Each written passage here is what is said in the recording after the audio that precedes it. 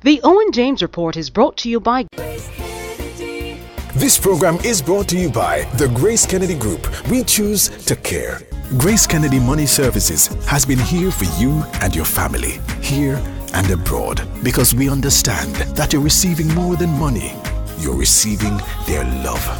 Grace Kennedy Financial Group has been here for you because we know it's more than just investments, insurance, or banking. It's about security and creating a path to realizing your dreams. For 90 years, honesty, integrity, and trust. The Grace Kennedy Group, we choose to care. Good evening, this is the Owen James Report. So how did the Jamaican dollar do today? Well, it strengthened against the three regularly traded foreign currencies. In other words, the US and Canadian dollars as well as the British pound all weakened against the local currency. The greenback lost 8 cents Jamaican to close at an average selling rate of $112.62, whilst the Canadian dollar declined by 52 Jamaican cents to close at $104.81.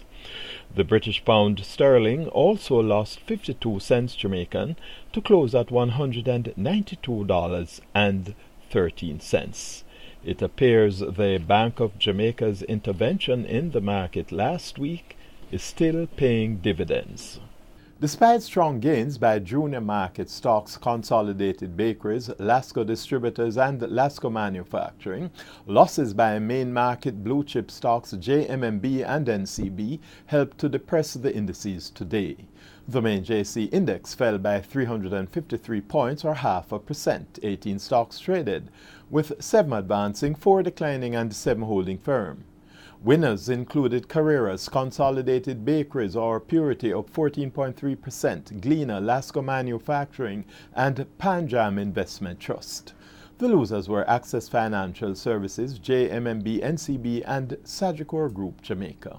In related news, junior market company Caribbean Cream or Creamy is reporting unaudited net profit of $16.5 million for the quarter ended May 31 this year.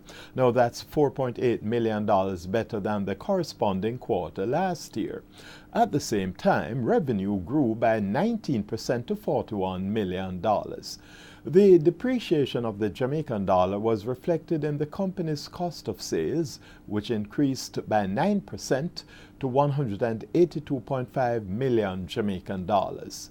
Phase 2 of Creamy's modernization thrust has been aided by a $94 million loan from Scotiabank Jamaica to make its health standards more compatible with international standards, as well as the installation of a blast freezer.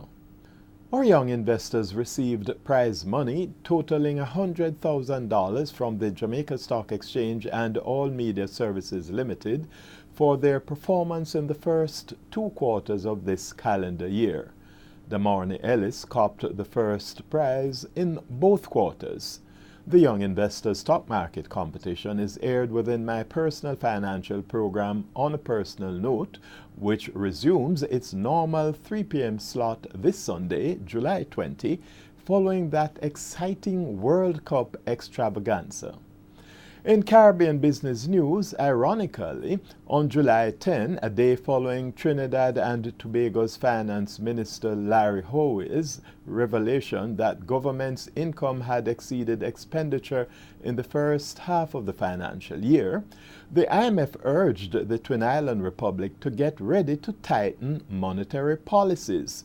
The IMF warned that Trinidad and Tobago remains vulnerable to a decline in energy prices and called for structural reforms to diversify the economy and improve its growth potential. And that's the Owen James Report. Good evening. The Owen James Report was brought to you by Grace Kennedy. This program was brought to you by the Grace Kennedy Group. We choose to care.